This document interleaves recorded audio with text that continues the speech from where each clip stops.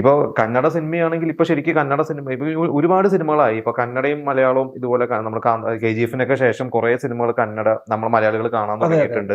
അവർക്ക് കന്നഡ സിനിമയുടെയും ഒരു റീച്ച് മാറി തുടങ്ങിയിട്ടുണ്ട്. എന്താ അവിടെ നിങ്ങൾ ആദ്യമായിട്ടാണല്ലോ ഒരു കന്നഡ സിനിമ ചെയ്യുന്നത്? അപ്പൊ അവിടെ അഭിനയിക്കുമ്പോൾ ഇപ്പൊ എങ്ങനെയായിരുന്നു അതിന്റെ ഒരു അവരുടെ ഒരു മേക്കിംഗ് രീതി? നമുക്ക് മലയാളത്തിൽ നിന്ന് വ്യത്യസ്തമായിട്ട് അല്ലെങ്കിൽ സാമ്യതകൾ എന്തൊക്കെയാ തോന്നിയിരിക്കുന്നത്?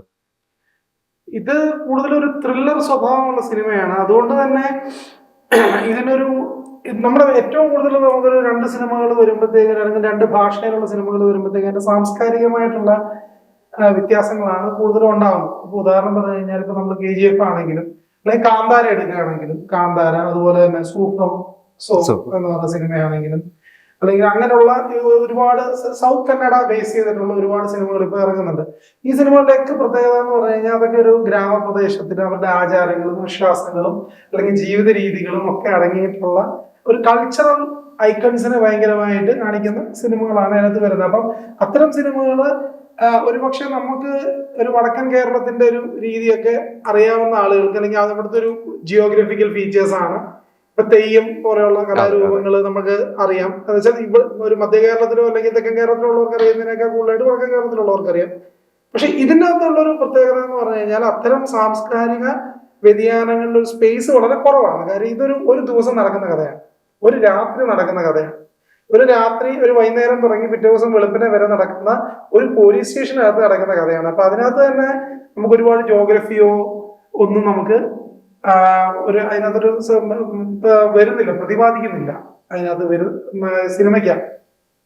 അതിങ്ങനെ വളരെ ത്രില്ലിംഗ് ആയി കണക്ട് ചെയ്ത് ലൈഫ് ഗെയിം എന്ന് പറഞ്ഞ പോലെ ഒരു ഗെയിം പോലെയാണ് ഇത് പോകുന്നത്. സിദ്ധാർത്ഥന്റെ ക്യാരക്ടർ എന്താണ്? എന്റെ ക്യാരക്ടർ ഞാൻ ഹെഡ് കോൺസ്റ്റബിൾ ആണ്.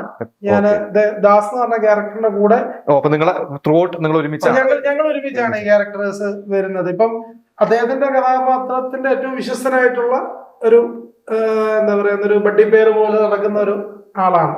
അദ്ദേഹം ചെയ്യുന്ന നല്ല കാര്യങ്ങളാണെങ്കിൽ നല്ല കാര്യങ്ങൾ, അല്ലെങ്കിൽ ചീത്ത കാര്യങ്ങളാണെങ്കിൽ ചീത്ത കാര്യങ്ങൾ, അതിന് എപ്പോഴും ഒരു സഹായത്തിന് എപ്പോഴും കൂടെ ഉണ്ടാകുന്ന. ഇതില് പോലീസ് വേഷം മുമ്പ് ചെയ്തിട്ടുണ്ടോ? എങ്ങനെയാണ്? കടുവയില് ചെയ്തിട്ടുണ്ട്.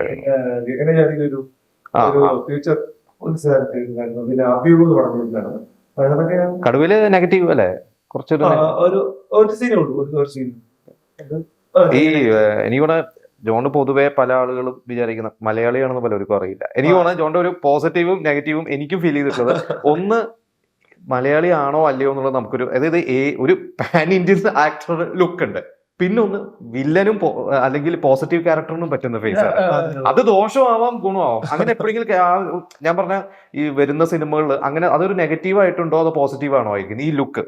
ഞാൻ ഇപ്പൊ ഈ പറഞ്ഞ 2 കാര്യങ്ങളിൽ അല്ല, എനിക്ക് ആദ്യമൊക്കെ ഭയങ്കര നെഗറ്റീവായിട്ട് ഫീൽ ചെയ്തിരുന്നു. കാരണം എല്ലാം ഈ പറഞ്ഞ ഭയങ്കര നെഗറ്റീവ്. ഇപ്പൊ മാൻമേല് ചെയ്ത് കഴിഞ്ഞപ്പോ തന്നെ എനിക്ക് കുറെ പരിപാടി, അങ്ങനത്തെ ഒരു പരിപാടികൾ മാത്രം വന്നു, ചെറുതും വലുതുമായിട്ട്.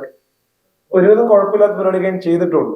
പിന്നെ എനിക്കും മടുപ്പായി. കാരണം ഇത് ഒരേ പാറ്റേൺ, എനിക്കിതിന്ന് പൊട്ടി പുറത്തേക്ക് വരാൻ പറ്റുന്നില്ല. ഒരേ സംഭവം. ഇപ്പൊ എന്റെ ഫ്രണ്ട്സ് എന്താ പറയണം, നീ ആ പടത്തിൽ ചെയ്താൽ തന്നെയാണ് ഇതിനകത്തേക്കുന്നത്. ഇപ്പൊ ഞാൻ ചിന്തിക്കും ശരിയാണ്.